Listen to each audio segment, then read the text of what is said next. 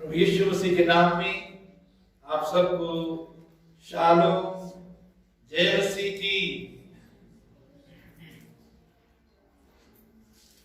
जिनको सुन गया है वो बोले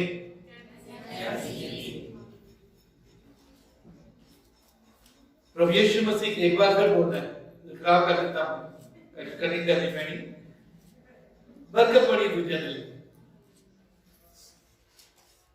जय मसीह का जवाब जय मसीह दे सकते हैं।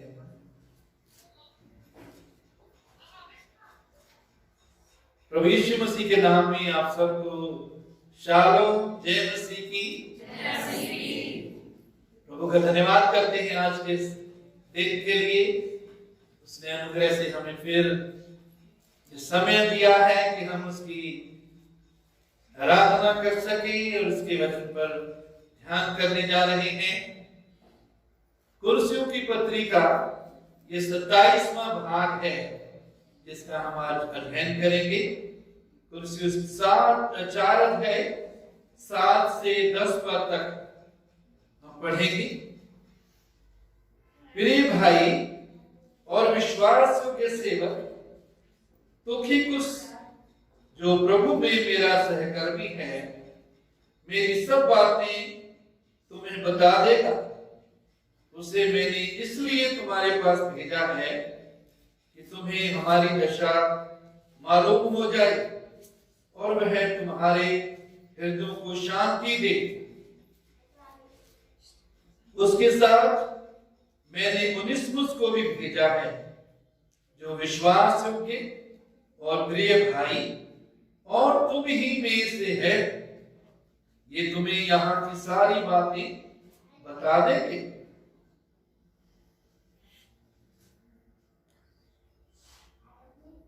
अरिस्तर्खुस, जो मेरे साथ कैदी है, और मरकुस, जो बरनबास भी कहलाता है, बरनबास का भाई लगता है, जिसके विषय में तुमने आज्ञा पाई थी कि यदि वह तुम्हारे पास आए तो उससे अच्छी तरह व्यवहार करना। प्रभु का धन्यवाद हो इस वचन के लिए।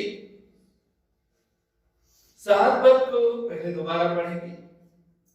प्रभु का सेवक पौलुस कुर्सियों की कलीसिया को लिखता हुआ 7 पद में कहता है, प्रिय भाई और विश्वास योग्य सेवक तुखिकुस, जो प्रभु में मेरा सहकर्मी है, मेरी सब बातें तुम्हें बता देगा। तुखिकुस पौलुस का नजदीकी साथी या सेवक है, और तुखिकुस को पौलुस कुर्सियों की कलीसिया के पास भेज रहा है। साथ में उनेसिमुस भी है, हमने देखा। और कुछ विशेष बात यहाँ तुखिकुस के बारे में पौलुस बोलता है, कहता है, प्रिय भाई और विश्वास योग्य सेवक। वैसे तो पौलुस सब कलीसिया के लोगों को भी भाई कहता है, सभी सेवक जो उसके साथ जुड़े हुए थे उनको भी भाई कहता है, लेकिन कुछ के लिए वो भाई के साथ प्रिय या प्यारा शब्द जोड़ देता है।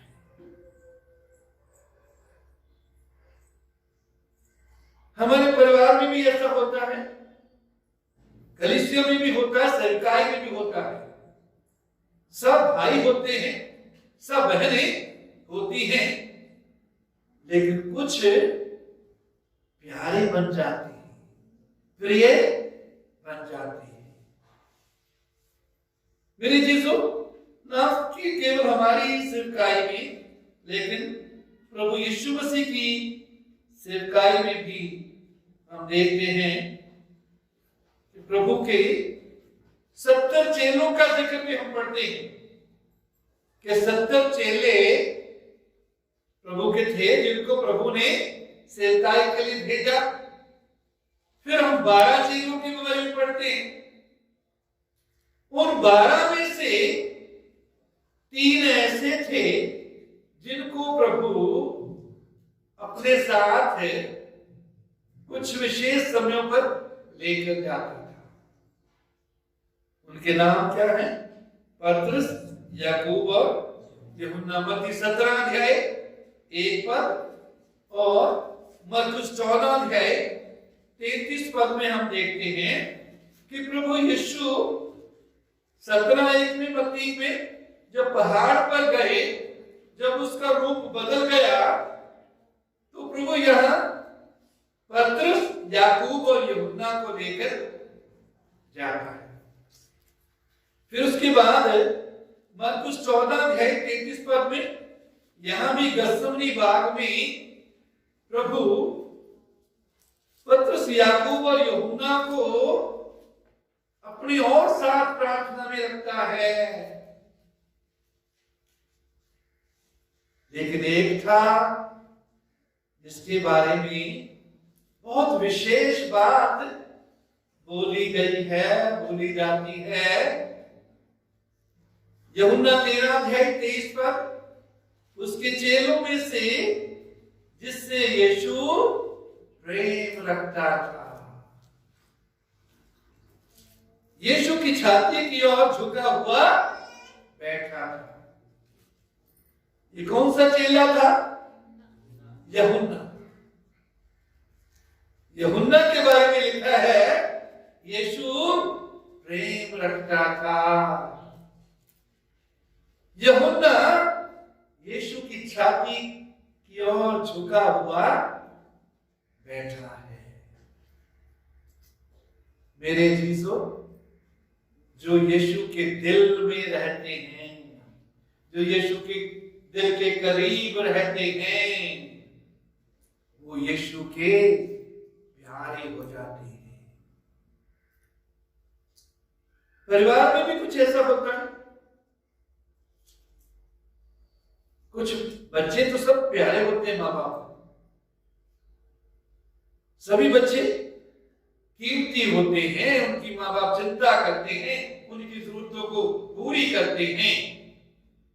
लेकिन कुछ बच्चे खास होते हैं जो माँ के या बाप के करीब होते हैं, जो उनके नजदीक रहते हैं, जो उनका दर्द समझते हैं, जो उनके साथ अपना हृदय खोलते हैं, जो उनके साथ दूसरों से ज्यादा खड़े रहते हैं। ऐसा कलीसिया में भी होता है।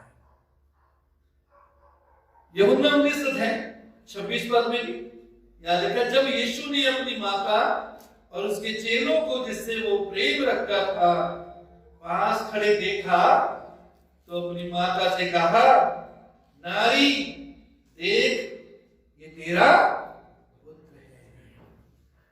तो वचन में हम कम से कम 2 जगह देखा जहां यूहन्ना के बारे में लिखा है कि यीशु उससे क्या करता था? प्रेम करता था। इसका अर्थ ये नहीं है कि यीशु दूसरों को प्रेम नहीं करता था। यूहन्ना की इंजील में ही सुसमाचार में लिखा है कि वो अंत तक जैसे उनसे प्रेम करता था, प्रेम करता रहा। आरंभ से जैसे यीशु चेलों के साथ प्रेम करता था, अंत तक वैसे ही प्रेम करता रहा।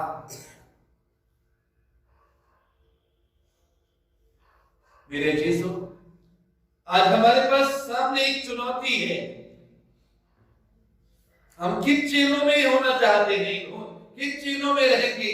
किन चेलों के झुंड में रहेंगे? 70 वालों के साथ या 12 वालों के साथ? ऐसा प्रभु के साथ संबंध बनाएंगे, गहरा संबंध बनाएंगे, नजदीकी का संबंध बनाएंगे, जिसमें प्रभु हमें पतरस, याकूब और यूहन्ना की तरह उन तीनों के ग्रुप में रखे, या हम यूहन्ना की तरह जो उसकी छाती की ओर झुका हुआ है, जिसके लिए बाद में लिखा है कि यीशु उससे क्या करता था? प्रेम करता था। क्या हम वो बनना चाहते हैं? यीशु पिता के लिए ऐसा ही था जैसा यूहन्ना यीशु के लिए था। पिता ने पुत्र के लिए गवाही देते हुए क्या कहा? ये मेरा प्रिय पुत्र है, इसकी सुनो। मेरे अजीजों, वैसे तो हम सब प्रिय हैं, हम सब प्यारे हैं, लेकिन हमारी इच्छा होनी चाहिए, हमारे अंदर ये भूख होनी चाहिए, प्यास होनी चाहिए कि प्रभु मैं तेरी नजदीकी में इतना रहना चाहता हूं, मैं तेरे हृदय में रहना चाहता हूं, मैं तेरे मन के अनुसार बनना चाहता हूं, तो इसलिए मुझे अनुग्रह दे, अपने पवित्र आत्मा की तरह मुझे सिखा, पवित्र आत्मा की तरह मुझे बदल, ताकि मैं तेरे हृदय के नजदीक रहूं। दाऊद के बारे में लिखा है कि परमेश्वर उसके बारे में क्या गवाही देता है?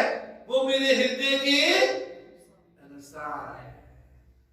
जैसा मेरा हृदय है, जैसा मेरे हृदय में इच्छा है दाऊद के लिए कि वो चले और करे, वैसे ही वो चलता है, वैसे ही वो करता है। जैसा मैं चाहता हूं कोई मुझसे संबंध कायम करे, वैसे ही दाऊद करता है। जैसे मैं चाहता हूं कोई मेरे साथ बना रहे, गहराई से मुझसे प्रेम रखे, बड़ा गहरा संबंध रखे, वैसे ही दाऊद रखता है। दाऊद परमेश्वर के मन के अनुसार था। मेरे अजीजों, आज हमारे लिए एक चुनौती है कि हम भी यूहन्ना की तरह प्रभु के हृदय के करीब रहें, अपना दिल उसके लिए खोलें, अपने दिल की बात खुलकर उससे कहें। वो हमारा प्रेमी प्रभु है, वो हमारा दयालु प्रभु है, वो हमसे नजदीकी का संबंध बनाकर रखना चाहता है। वो नहीं चाहता कि उसके और हमारे बीच में कोई दीवार हो। हर दीवार को वो चाहता है हम तोड़ दें, हर दीवार को ढाकर उसकी नजदीकी में रहें। हालेलुया।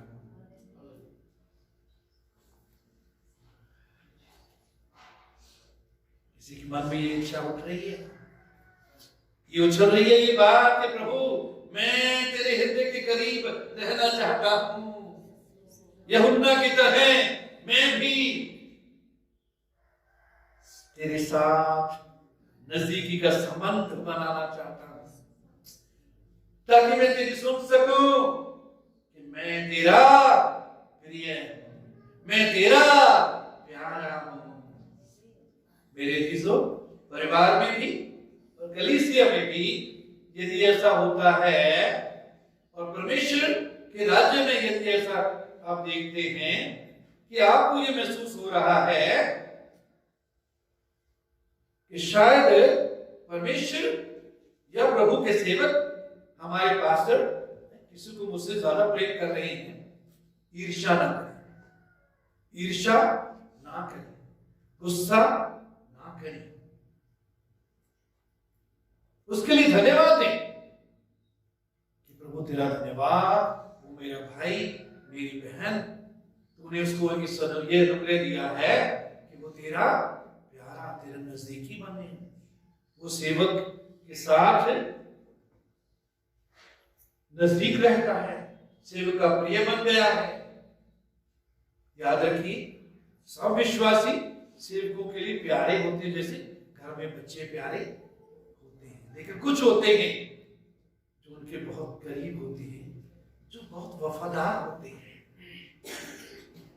जो उनका साथ देने के लिए तैयार होते हैं,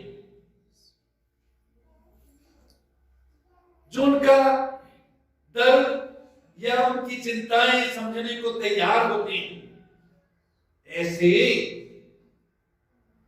विश्वासी, ऐसे सेवक दूसरों के सेवकों के प्रिय बन जाते हैं। तो देखो कुछ और उसका क्या है जी? प्रिय, प्यारा है। मेरे चीजों, उसके बाद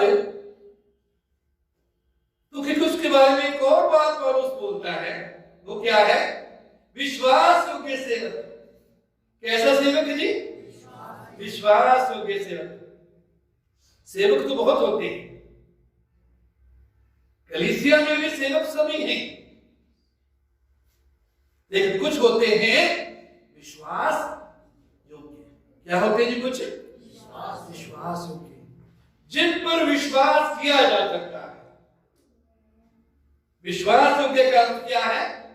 इंग्लिश में फेथफुल, हिंदी में है वफादार, दूसरा उर्दू में है वफादार। जो वफादार रहते हैं,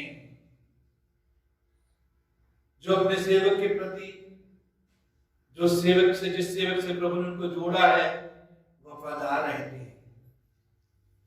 सेवक उन पर भरोसा कर सकते हैं, उसको मैं कोई भी काम दे दूंगा वो करेगा। आप में से कुछ हैं, मैं उनके लिए प्रभु का धन्यवाद करता हूं।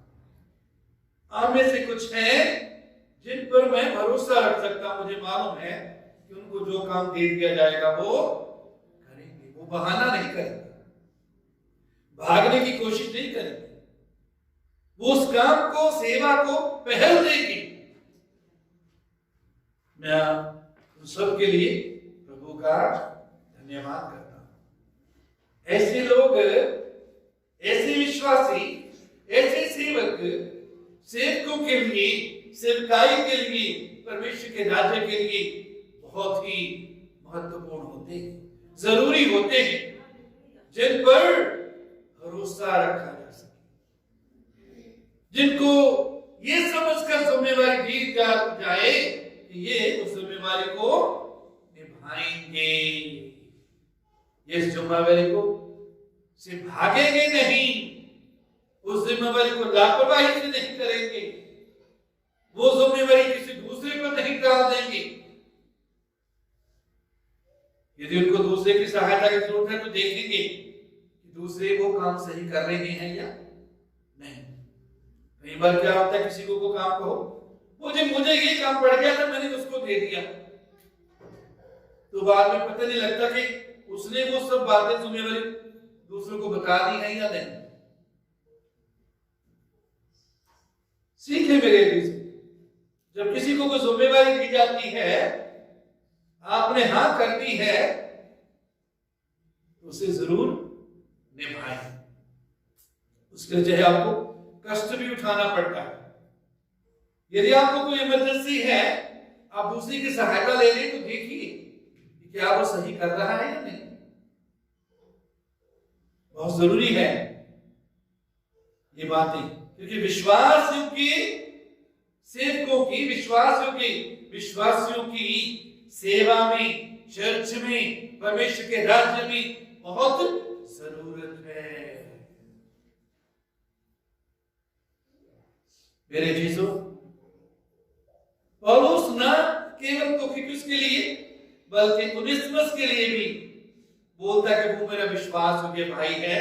कुलसी 4 अध्याय 9 पद, उनेसिमुस को भी विश्वास योग्य भाई बोलता है। फिर कुलसी 1:7 में इपाफ्रास के बारे में भी बोलता है कि वो भी विश्वास योग्य है। मेरे चीजों, पौलुस के साथ कुछ ऐसे लोग भी थे जो विश्वास योग्य नहीं थे, जिन्होंने पौलुस के साथ वफा नहीं। 2 तिमुथी 4:16 में पौलुस लिखता है, मेरे पहले प्रतिवाद के समय, मेरी पहली पेशी, जब उसकी पेशी सेवकाई के कारण उस पर मुकदमा चलाया गया, जब उसकी पहली पेशी हुई तो कहता मेरे पहले प्रतिवाद या पेशी के समय किसी ने मेरा साथ नहीं दिया, वरन सबने मुझे छोड़ दिया। भला हो कि इसका उनको लेखा देना ना पड़े। यह पौलुस को उस समय के सभी सेवकों या विश्वासियों ने छोड़ दिया, विश्वास योग्य नहीं रहे, वफादार नहीं रहे। मेरे अजीजों, प्रभु यीशु मसीह के बारे में और मूसा के बारे में इब्रानियों 3 अध्याय 1 और 2 पद में हम पढ़ते हैं,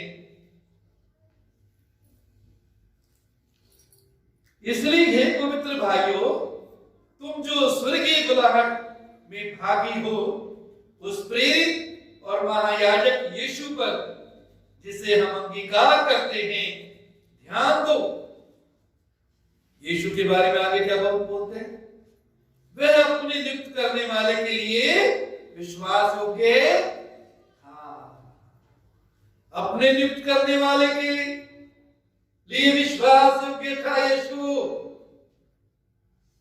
पिता परमेश्वर ने जो कुछ भी कार्य यीशु को दिया वो यीशु ने किया, पूरे हृदय से, पूरी जान से वो काम किया। उसमें कोई सुस्ती, ढिलाई, आनाकानी उसने नहीं की। आगे लिखा है, जैसा मूसा भी परमेश्वर के सारे घर में था। मूसा के बारे में भी लिखा है कि वो क्या था जी? क्या था? विश्वास योग्य। यीशु के बारे में लिखा क्या था? वो विश्वास योग्य।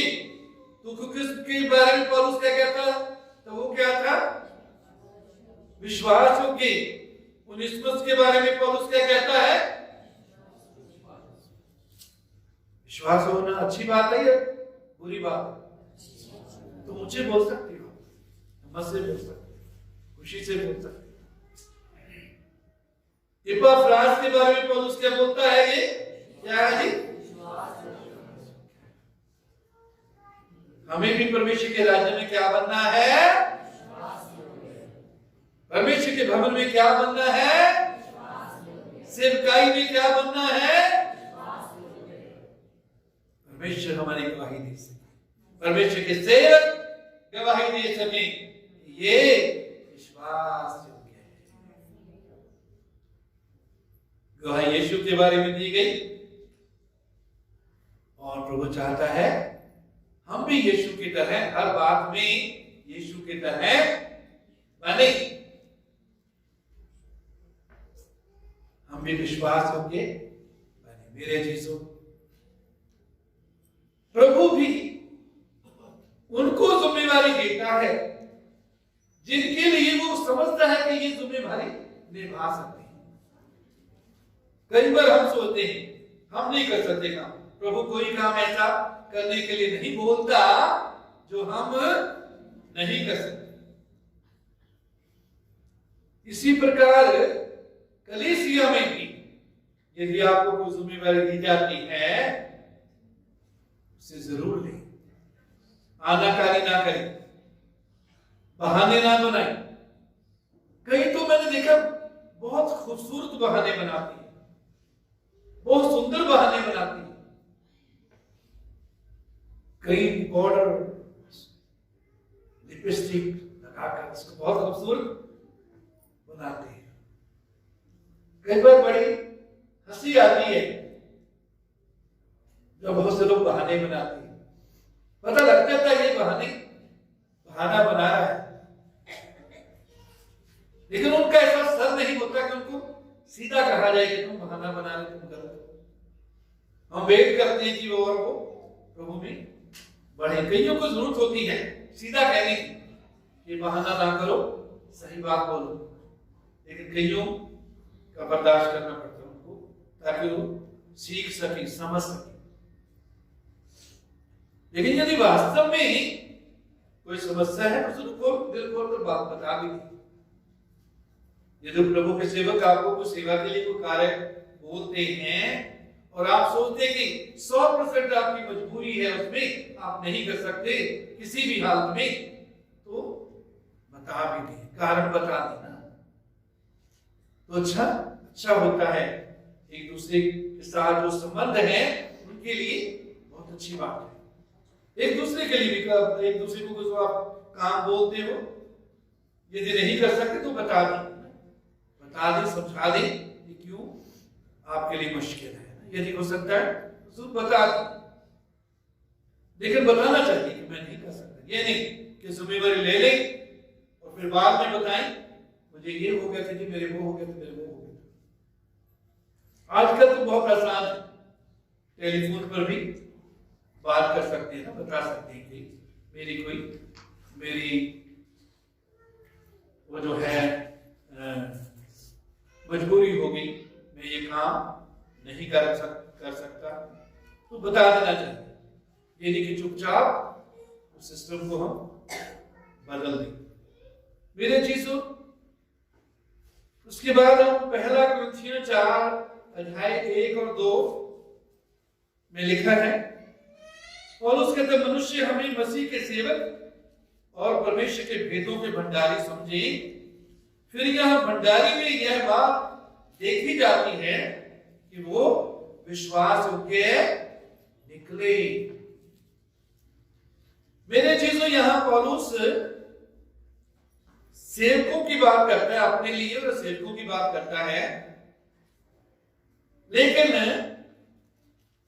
एक दृष्टिकोण से हर विश्वासी सेवा के लिए बुलाया गया। हर विश्वासी को परमेश्वर ने अपने राज्य में सेवकाई दी है। क्या दी है जी? सेवकाई दी है, सेवा दी। किसी को भी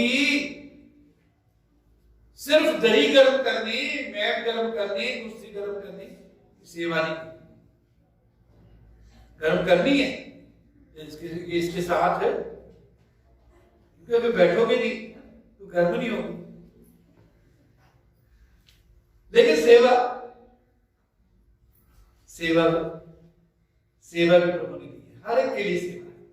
परमेश्वर के राज्य में हर एक के लिए सेवा है, हर एक को सेवा के लिए प्रभु ने बुलाया है। उसके राज्य में कोई बेरोजगारी नहीं। पूछे प्रभु से, तेरे राज्य में, तेरी सेवा में प्रभु मेरे लिए क्या काम है, तू क्या चाहता है मैं करूं, तू कहां मुझे भेजना चाहता है। इसके लिए हमारा हृदय खुला होना चाहिए। मेरे चीजों, उसके बाद विश्वास के जो लोग होते हैं, जो वफादार लोग होते हैं, उनके लिए वचन में कुछ खास बातें भी बताई गई हैं। यहां लिखा है नीति वचन 25:13, जैसे कटनी के समय बर्फ की ठंड से, वैसे ही विश्वास के दूत से भी भेजने वाले को का जी ठंडा होता है। विश्वास के दूत से भी भेजने वालों का जी ठंडा होता है। जो विश्वास के व्यक्ति है, विश्वास के भाई या बहन है, उसको हम कोई बात करने के लिए बोलते हैं, किसी के पास भेजते हैं, कोई काम करने के लिए भेजते हैं, वो उसको अच्छी रीति से करता है, पूरा करता है, और भेजने वाले का जी ठंडा होता है। मतलब उसको खुशी होती है, तसल्ली होती है, वो परमेश्वर का उसके लिए धन्यवाद करता है। उसके बाद नीति वचन 13:17, यहाँ लिखा विश्वास के दूत से कुशल क्षेम होता है। जिसको जिम्मेदारी दी जाती है, जिसको भेजा जाता है, यदि वो विश्वास योग्य हो तो उससे भेजने वाले का कुशल क्षेम होता है, उसका नुकसान नहीं होता, उसको लाभ होता है, उसके लिए वो आशीष का कारण होता है, उसके लिए उन्नति का कारण होता है। नीति वचन 28:20 सच्चे मनुष्य पर बहुत आशीर्वाद होते हैं। यहां सच्चा मनुष्य जब इंग्लिश में फेथफुल है, फेथफुल का अर्थ है विश्वास योग्य, वफादार। सच्चे मनुष्य पर बहुत आशीर्वाद होते हैं। जो सच्चे या विश्वास योग्य होते हैं उन पर प्रभु की आशीष होती है।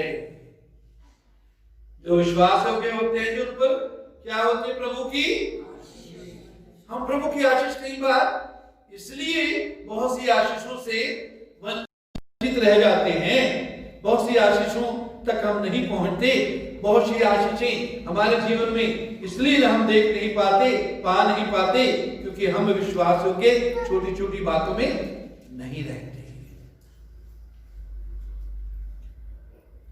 तो विश्वास योग्य पर बहुत आशीर्वाद होते हैं। कितने आशीर्वाद होते हैं जी?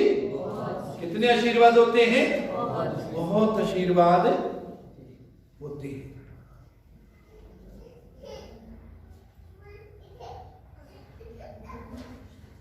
नीति वचन 11:13 नीति वचन, जो लुतराई करता फिरता वह भेद प्रकट करता है, परंतु विश्वास योग्य मनुष्य बात को छिपा रखता है।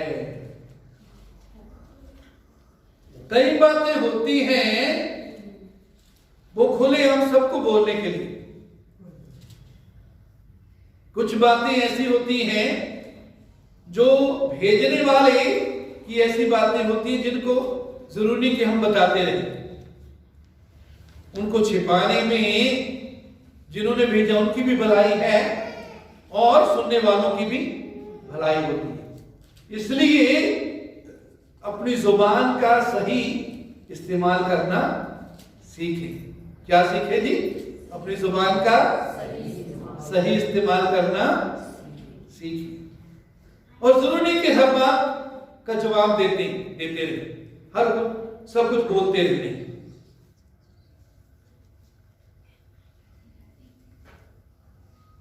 जो बातें आवश्यकता के अनुसार है वही बोले। पिछले हफ्ते हमने देखा था, क्या बोले? जो बातें जरूरत की है, जिसकी जरूरत है, और जिससे सुनने वालों पर क्या हो? अनुग्रह हो। तुम्हारा वचन सदा अनुग्रह सहित और सलोना हो, जिससे सुनने वालों पर क्या हो? अनुग्रह हो, आशीष आए, जीवन पाए, उन्नति उनकी हो, तसल्ली उनको मिले। मेरे यीशु। उसके बाद मत्ती 25:21 यहां लिखा है, उसके स्वामी ने उससे कहा, धन्य हे अच्छे और विश्वास योग्य दास, तू थोड़े में विश्वास योग्य रहा, मैं तुझे बहुत वस्तुओं का अधिकारी बनाऊंगा। अपने स्वामी के आनंद में सहभागी हो। तू थोड़ी बातों में विश्वास योग्य रहा, मैं तुझे बहुत सी वस्तुओं का अधिकारी बनाऊंगा। मेरे अजीजों, जब छोटी छोटी जिम्मेवारी में हम वफादार रहते हैं तो परमेश्वर हमें बड़ी जिम्मेवारियां भी देता है। बहुत सी बातों का अधिकारी बनाऊंगा। कई बार हम कईयों को स्टेज पर या सेवकाई में कोई ऊंचा औहदा मिलते हुए देखते हैं, उनको बड़ी जिम्मेवारी मिलते देखते हैं, तो कईयों के मन में तो बहुत ईर्ष्या होने लग जाती है। ईर्ष्या कभी ना करें मेरे जी।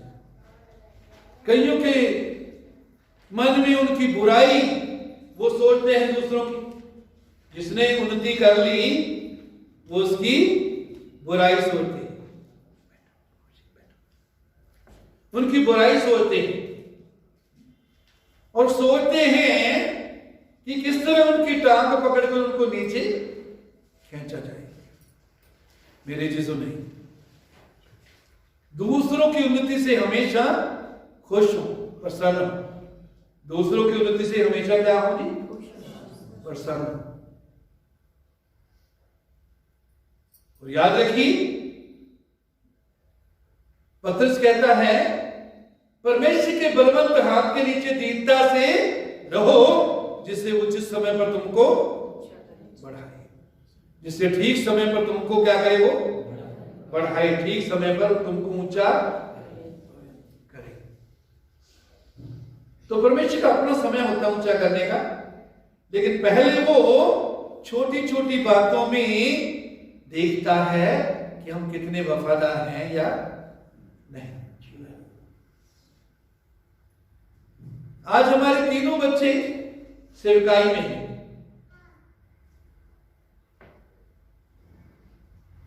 लेकिन वो शुरू से ही यहां नहीं पहुंचे। मैं अपने लिए भी कह सकता हूं, मैं शुरू से ही, हमने शुरुआत में छोटी छोटी सेवा, छोटे छोटे कामों से शुरुआत की। जो सेवक आते थे उनकी सहायता, उनके साथ खड़े होना, उनका आदर करना। हमारे जो पास्टर थे जिनके द्वारा मैंने काफी सीखा और उन्होंने बाइबल स्कूल में जाने में भी मेरी मदद की, वो जब एक बार हमारे उधर जब हम शहर में रहते थे आए, तो वहां जो टॉयलेट थी वो पुराने स्टाइल की टॉयलेट थी, ऊपर छत पर बनी हुई थी और नीचे से डिब्बे में पानी लेकर जाना पड़ता था। तो एक बार जब वो आए तो मैंने उनके लिए जो डिब्बे में पानी ले जाना था मैंने खुद भरा, खुद मैं छोड़ के वहां आया। परमेश्वर के सेवकों का आदर करें, एक दूसरे का आदर करें, छोटी छोटी बातों में ही विश्वास योग्य रहे। यहां कहीं कोई पर्चा, कोई चीज गिरी देखती है, एकदम उठा ले उसको। ये ना कि मैंने नहीं फेंकी जी, मैंने थोड़ा फेंका है कागज, जिसने फेंका वो उठा लेगा। हम यहाँ राजा की सेवा करते हैं, राजाओं का राजा। ये राजा का दरबार है, महाराजा का दरबार है, राजाओं के राजा, प्रभु के प्रभु का दरबार है। वो हमारे बीच में उपस्थित है। उसने कहा जहां 2 या 3 मेरे नाम पर इकट्ठे हूं, मैं उनके बीच में हूं। तो वो हमारे बीच में है, उसको आदर नहीं, उसको गंदा ना करें भवन को जहां हम उसकी आराधना करते हैं। ये प्रभु का भवन नहीं है बिल्डिंग, हम प्रभु के भवन हैं, लेकिन हम यहां बैठकर प्रभु की आराधना करते हैं, प्रभु का वचन सुनते हैं। तो उसको साफ रखना हम सबका फर्ज है। बच्चों को खाने की चीज दे रही है, घर पे बाहर नहीं।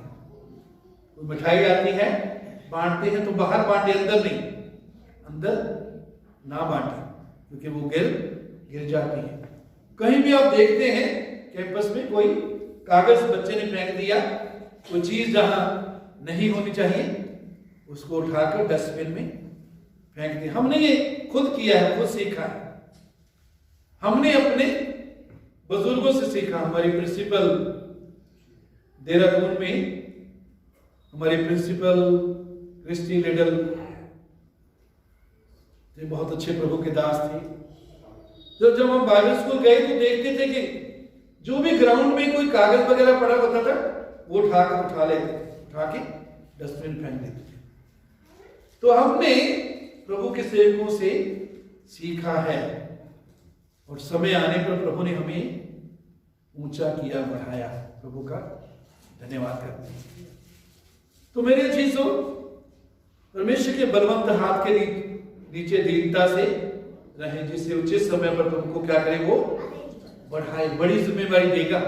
जब छोटी जिम्मेवारी में आप विश्वास योग्य बने रहेंगे, उसे पूरे दिल से निभाएंगे, उसके बाद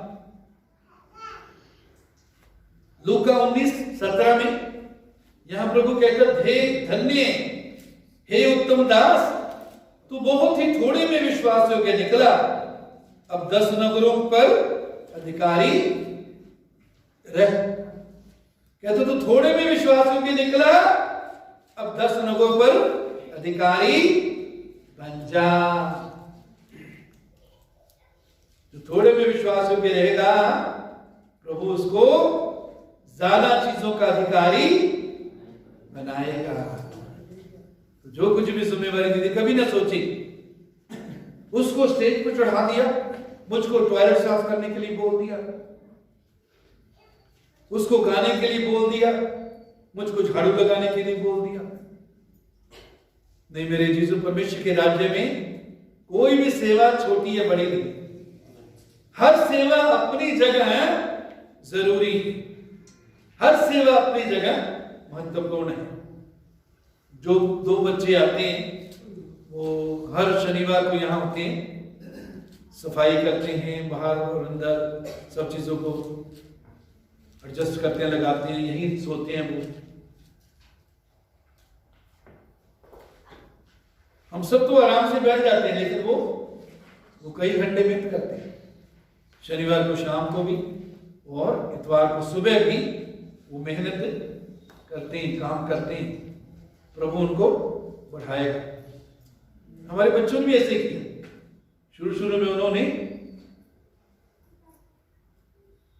जहां हम कमरे में, क्लासरूम में आराधना करते थे इतवार को, वहां से उन्होंने बेंच को निकालना, दरिया बिछाना, चाय बनानी, चाय बांटनी, चाय के बर्तन साफ करने।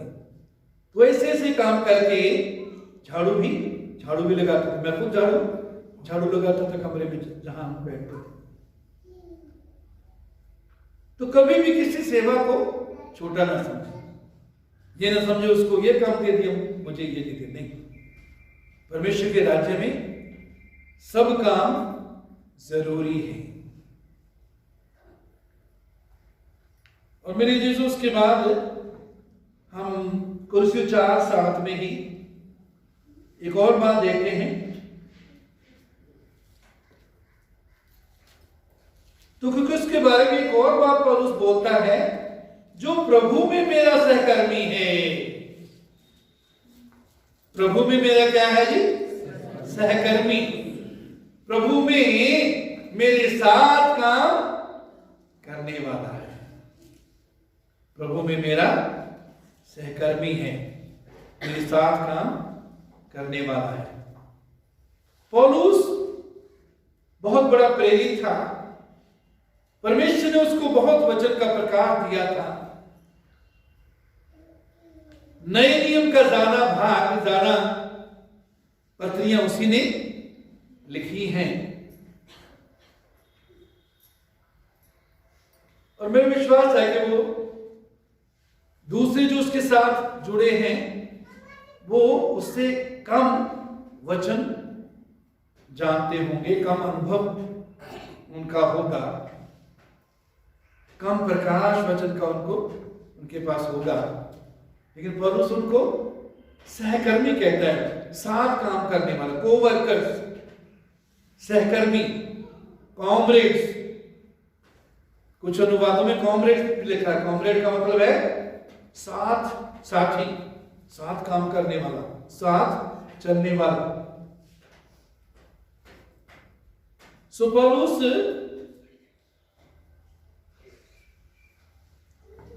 प्रभु में सहकर्मी है। प्रभु से बाहर क्या होता है?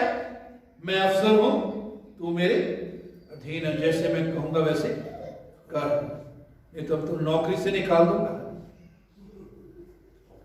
वैसे परमेश्वर के राज्य में हम सब सहकर्मी हैं। कलीसिया के लोग भी सब सहकर्मी हैं। वचन में लिखा है परमेश्वर के सहकर्मी हैं। वचन में परमेश्वर के सहकर्मी, परमेश्वर के साथ काम करने वाले हम हैं, ये भी लिखा है। तो मेरे चीजों, प्रभु में मेरा सहकर्मी। और पौलुस कुलुसियों 1:7 में इफ्रास को भी बोलता है कि वो मेरा सहकर्मी है।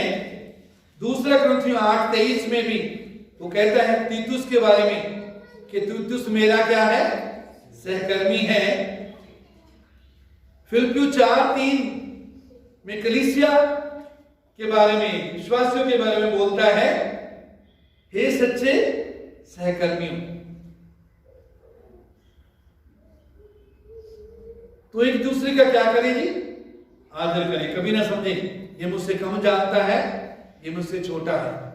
हाँ, परमेश्वर के राज्य में परमेश्वर ने अलग अलग जिम्मेवारी दी हैं। किसी को बड़ी जिम्मेवारी, किसी को उससे कम, किसी को उससे कम, लेकिन हम सब सहकर्मी हैं, साथ काम करने वाले हैं। तो एक दूसरे का क्या करें जी? आदर करें। क्या करें? आदर करें। उसके बाद 4:8 में पौलुस कहता है, उसे मैंने इसलिए तुम्हारे पास भेजा है। तुखिकुस के बारे में बोल रहा है कि तुखिकुस को मैंने तुम्हारे पास इसलिए भेजा है कि तुम्हें हमारी शांति, हमारी दशा मालूम हो जाए और वह तुम्हारे हृदयों को शांति दे। पौलुस कहता है तुखिकुस को मैंने तुम्हारे पास इसलिए भेजा है कि हमारी दशा तुमको मालूम हो जाए। मालूम हो जाए कि इस कैद में भी हम विश्वास में कायम हैं, इस कैद में भी हम आनंदित हैं, इस कैद में भी हम परमेश्वर की सेवा करते हैं, इस कैद में भी हमें कोई परमेश्वर से या किसी से कोई शिकायत नहीं है।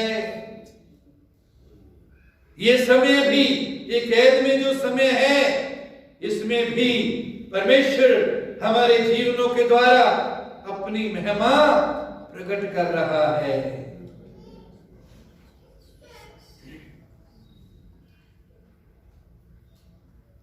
हमारी दशा मालूम हो जाए। मैं नहीं सोचता पौलुस ने उनको बोला होगा कि भाई मैं तो बहुत मुश्किल में हूं, परेशानी में हूं, बाहर नहीं जा सकता,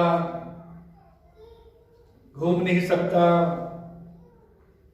मनमर्जी का खा नहीं सकता, मनमर्जी का पहन नहीं सकता, मुझे बहुत तंगी है, वकील करो कोई, मुझे छुड़ाओ।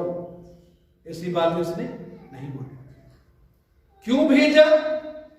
क्यों कहता है कि हमारी दशा तुमको मालूम हो, हमारा हालचाल तुमको मालूम हो? उसके बारे में वो क्या कहता है? वे तुम्हारे हृदयों को शांति दे। हमारी दशा जानने के द्वारा, हमारे हालात जानने के द्वारा तुमको क्या मिले जी? शांति मिले। क्या मिले तुमको? शांति मिले। मेरे चीजों, जो कोई भी हम बात बोलते हैं, किसी का हाल सुनाते हैं या अपना हालचाल दूसरों को बताते हैं, किसी का हालचाल दूसरों को बताते हैं, उसमें उद्देश्य क्या होना चाहिए कि दूसरों को शांति मिले, दूसरों की उन्नति हो, दूसरों का विश्वास बढ़े, दूसरे और प्रभु की नजदीकी में आए, दूसरे प्रभु में मजबूत हों। तो उनकी तरक्की के लिए, शांति के लिए बातें बोली। ये नहीं कि जो मुंह में आया बोलते रहे, जो जरूरी नहीं कि जो बातें, सारी बातें हमने बोलनी की, उनमें देखें, फिल्टर करें कि कौन सी बात मुझे इससे बोली है, कौन सी नहीं बोली।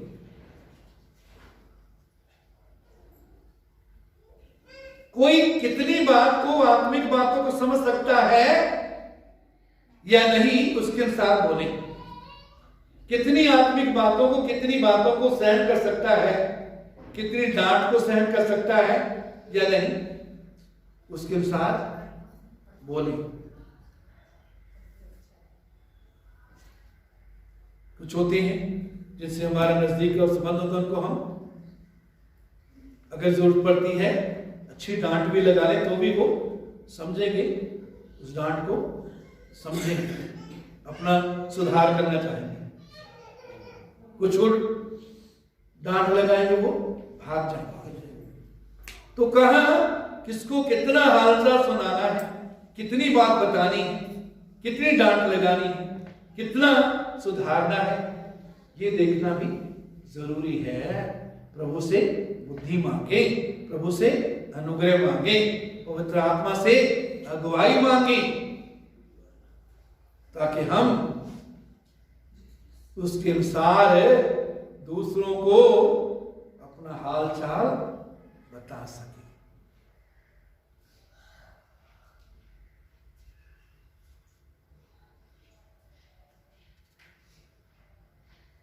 तो कोई भी बात करनी है, ये जरूर ध्यान दें कि दूसरों को क्या मिलेगी, शांति मिलेगी।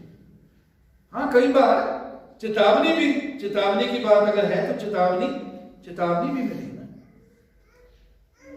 लेकिन उनकी भलाई, उनकी उन्नति, यही हमारा उद्देश्य होना चाहिए। पीछे दूसरों को गिराना नहीं, दूसरों की किसी बुराई करना, किसी को नीचा दिखाना नहीं, बल्कि दूसरों की उन्नति, दूसरों की शांति, दूसरों की भलाई। उसके बाद 9 पद में पौलुस कहता है, उसके साथ मैंने उनेसिमुस को भी भेजा है, जो विश्वास योग्य प्रिय भाई और तुम ही में से है। ये तुम्हें यहां की सारी बातें बता देंगे। 10 पद। अरिस्तर्खुस जो मेरे साथ कैदी है, और मरकुस जो बरनबास का भाई लगता है, जिसके विषय में तुमने आज्ञा पाई थी कि यदि वो तुम्हारे पास आए तो उससे अच्छी तरह व्यवहार करना। मेरे जीसु, मरकुस के बारे में आपने देखा होगा, वचन में देखा, पढ़ा होगा या सुना होगा कि एक समय था जबकि बरनबास और पौलुस में मरकुस के कारण झगड़ा हो गया, विवाद हो गया था। उसके बाद बरनबास जो है मरकुस को लेकर सेवकाई के लिए चला गया, और पौलुस सिलास को सेवा के लिए ले गया, क्योंकि मरकुस ने उससे पहले जब वो सेवा में गए थे तो बीच में ही छोड़कर मरकुस चला गया। उसके पौलुस कहने लगा, इसने पहली बार बीच में छोड़ दिया, इसलिए दोबारा इसको नहीं लेकर जाएंगे, क्योंकि हो सकता है दोबारा फिर ये हमको छोड़ दे। लेकिन बरनबास ने कहा, नहीं, हम इसको समय देंगे। अगर पहली बार इसने छोड़ दिया, उससे तो दूसरी बार ना छोड़े। तो कई बार चीजों को देखने के दृष्टिकोण अलग अलग होते हैं, अलग अलग नजरिए से हम चीजें देखते हैं। उससे क्या होता है कि एक दूसरे के साथ हमारा वाद विवाद हो जाता है। लेकिन मरकुस को पौलुस ने सदा के लिए नहीं ठुकराया। हमारे साथ कई बार अगर कोई एक बार चलो कोई काम नहीं कर सका, हमारे साथ नहीं जा सका, तो हम कहते हैं अब मैं नहीं, अब आगे उसको कुछ कहूंगा, कुछ बताऊंगा नहीं। दूसरा तिमोथी 4:11 में पौलुस कहते हैं मरकुस को लेकर चला आ। यहां पौलुस क्या कहते हैं? मरकुस को लेकर चला आ, क्योंकि सेवा के लिए वो मेरे बहुत काम का है। यह मरकुस के लिए क्या बोलता है? मरकुस को लेकर चला आ, क्योंकि सेवा के लिए वो मेरे बहुत काम का है। हो सकता है कुछ दिन पहले जो कोई निकम्मा था आज बहुत काम का है। तो कभी ये ना सोचिए, अगर एक बार किसी को गलती कर दी, एक बार कोई सफर हो गया, समय दे, दूसरी बार फिर मौका नहीं। मेरे जीजो, परमेश्वर का धन्यवाद करते हैं इस वचन के लिए। मेरा विश्वास है इस वचन से हम सब ने आशीष पाई है। और याद रखिए, हम एक दूसरे को प्रिय भाई बहन के रूप में देखें। यदि कोई किसी का प्रिय बन जाता है, नजदीक आ जाता है, उससे ईर्ष्या ना करें। मालूम नहीं कि परमेश्वर ने उन दोनों के जीवन में क्या काम किया है, कितनी वफादारी से वो एक दूसरे के साथ जुड़े हुए। कोई किसी का प्रिय बन गया, वो प्यारा बन गया, नजदीकी बन गया, उससे जेलसी ना करे, उससे ईर्ष्या ना करे। दूसरों की उन्नति से क्या हो? प्रसन्न हो, खुश हो। कोई ऊंचा पद किसी को मिल गया, जिम्मेवारी मिल गई, उससे खुश हो सकता है उसके बाद आपका भी नंबर लग जाए। फिर विश्वास होके रहे, जो भी जिम्मेवारी दी जाती है विश्वास होके रहें। कई बार थोड़ा सा नुकसान भी उठाना पड़ जाए तो उठाएं, तो कष्ट उठाना पड़ता है, उठाएं। फिर